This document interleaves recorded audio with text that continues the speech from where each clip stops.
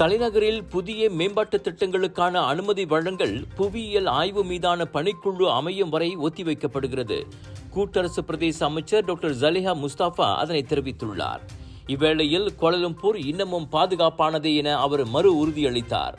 என்றாலும் நிலம் உள்வாங்கிய மஸ்ஜித் இந்தியா சுற்றுப்பகுதிகளில் சற்று கவனமாக இருக்கும்படி பொதுமக்களை அவர் கேட்டுக்கொண்டார்.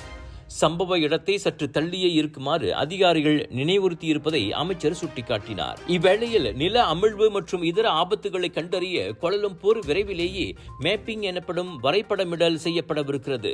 ஆனால் மாநகரின் ஒட்டுமொத்த நிலத்தையும் வரைபடம் எடுத்து முடிக்க சற்று கால அவகாசம் பிடிக்கும் என்றார் அவர்.